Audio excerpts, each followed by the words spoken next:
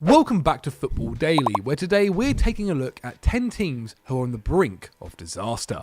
10. Genoa. You might not know it, but Genoa are one of Italy's most storied clubs. They are Italian football's oldest club, and despite no league wins since 1924, remain the country's fourth most successful side with 9 Serie A titles, the same as Fiorentina, Lazio, Napoli and Roma combined. However, this season will almost definitely end in relegation, despite new American owners, as Genoa are currently 19th, 6 points from safety with just 1 win to their name all season. The hire of Andrei Shevchenko as manager by the new owners was meant to serve as a boost, but the Ukrainian was gone after just 2 months, and whilst Bruno Labbadia was expected to take over, he backed out after witnessing their 6-0 defeat to Fiorentina. Eldor Shomurodov left the side last summer, and in January, a further 10 players moved on from the Stadio Luigi Ferraris. This included the likes of Goran Pandev and David Barashi, who were still regular contributors for the side. Last time Genoa were relegated to Serie B, it was over a decade before they returned. There's a lot to sort out this summer if they want to avoid the same again. 9. Borussia Monchengladbach. It's fair to say that this season has gone as planned for Borussia Monchengladbach. They might have lost manager Marco Rose to Borussia Dortmund, but were replacing him with Adi Hütter, who had impressed at Eintracht Frankfurt and winner of German Coach of the Year in 2019 while with Die Adler. The expectation was that Gladbach would continue pushing for continental places, but what was about to happen behind the scenes would cause a lot of concern. Sporting director Max Eberl, who helped form the Die Fohlen into one of Germany's most stable clubs, quit unexpectedly after 13 years, citing his own mental health. And it's not like the current performances are helping save face, as Gladbach currently languish just a handful of points above the relegation spots, 5 places, 7 points and 14 goals worse off than this time last year. With the sale of Denis Zakaria alongside the lack of notable signings this season, it appears they are starting to slow down as those around them are now taking huge strides. There's a real danger they could slowly slip away like Hamburg, Schalke and Werder Bremen before them. Now that would be a disaster. 8. Malaga.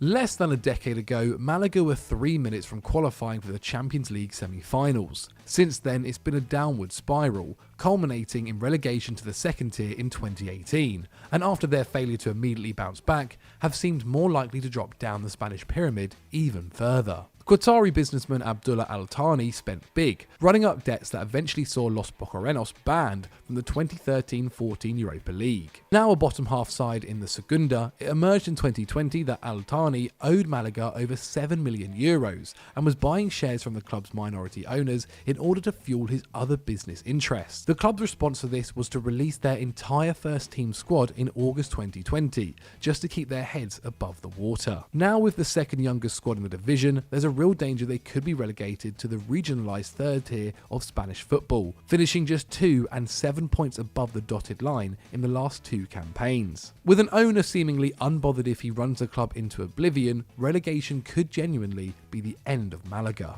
7. Reading. Last season, Reading was amongst the favourites for promotion from the Championship. They topped the table until mid-November and remained in the playoff positions until April, when a run of just 1 victory in 11 matches put a stop to their dream of returning to the promised land. And with just 1 win in 6 to open 21-22, a different concern quickly came to the forefront. The club were put under a transfer embargo and handed a 6-point deduction by the EFL after losing £93 million across the previous 3 seasons. Their inability to add to their squad saw their slide continue, as an 8-game losing streak left them hovering above the drop zone, resulting in fan protests against the club's Chinese owners. In fact, their finances remain so bad that the Royals need to trim £5 million off their annual wage bill, regardless of which division they are in come August. Several former Premier League clubs have already fallen through the Championship trapdoor in recent years and struggled to return, including Ipswich Town, Sheffield Wednesday and Sunderland. It's hard to see Reading bucking that trend if the worst does happen. 6. Lille.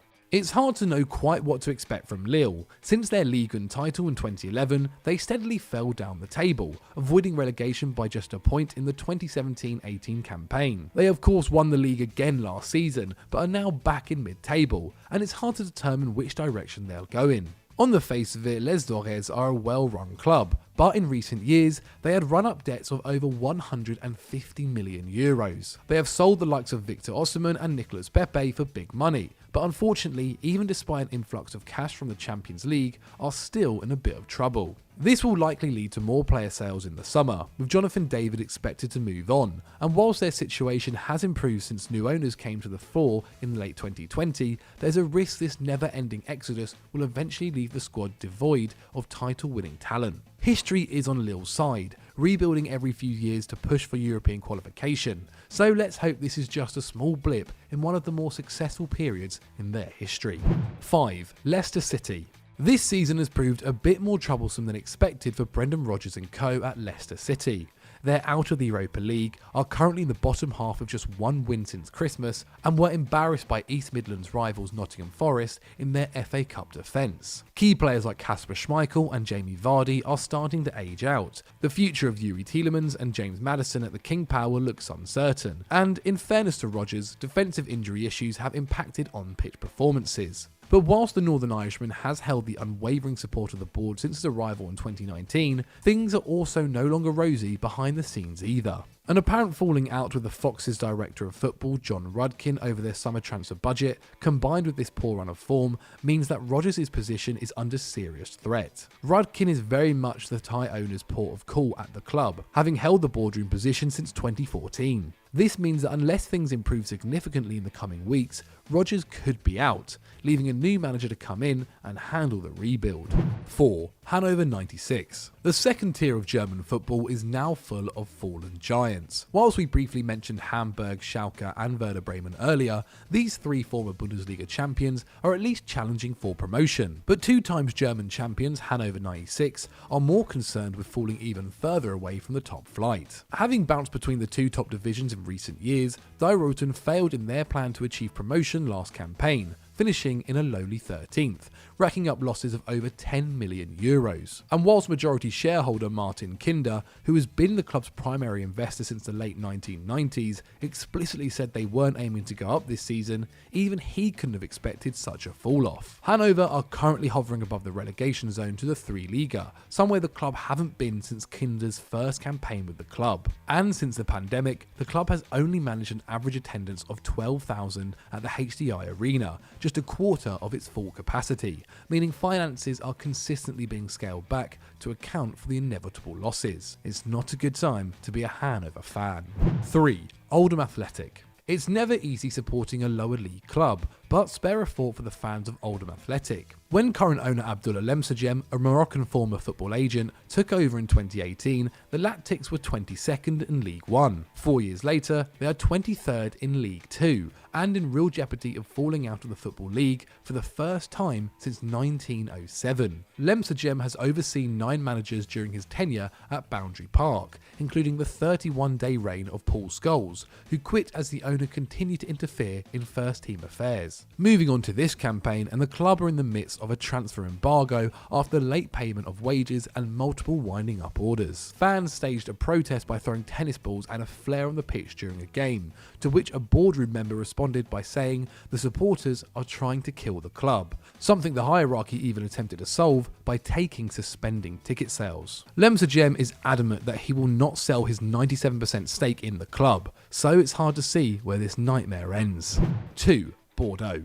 We covered Lille earlier on, and their previous owner Gerard Lopez, who ran up a lot of debt with the club, is now in control of league rivals Bordeaux. Historically a strong side, 6-time Ligue 1 champions, and only finishing outside the top half 5 times between 1980 and 2018, are now likely to find themselves playing in Ligue 2 next season. Finances remain the big issue, and there have been issues in France that have affected most clubs, namely the pandemic and the collapse of the €3 billion media deal, both of which have put an immediate halt to the income that teams had budgeted for. Regardless, on-field performances haven't distracted from the off-pitch issues, as Bordeaux find themselves rock bottom of Ligue 1. Not only did Laurent Koscielny lose the captaincy due to poor performances, but he was also removed from the first team and put into a non-playing role just to get his €3 million wage off the books. Others also saw themselves banished to the reserves or are at risk of being so, further depleting a squad already short of any real quality in their bid for survival.